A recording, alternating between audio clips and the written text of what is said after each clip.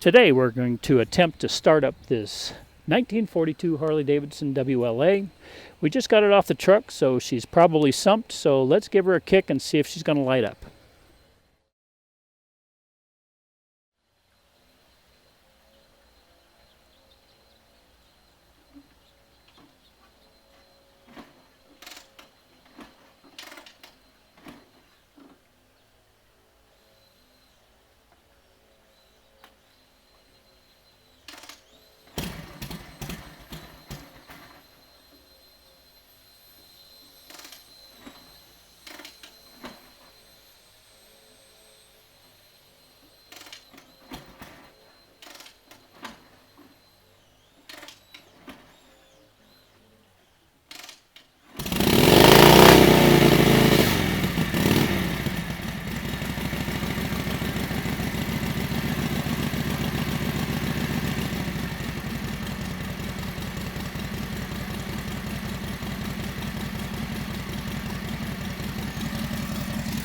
Well, that was partially my fault. I forgot to relieve the choke when I first fired it up, so I loaded it up. But she fired right off. Engine sounds really good, very strong. And yeah, we got a little something going on, not a lot. But like I mentioned, the bike just came off the truck after about a 1,000-mile trip. But this was just service. The entire motorcycle was serviced. The carburetor rebuilt.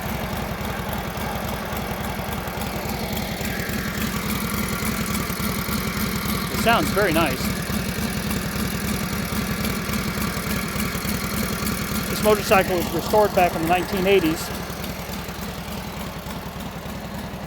Been in a private collection along with another motorcycle, another WLA with a sidecar. So the gentleman that owned it was let's call a real avid enthusiast.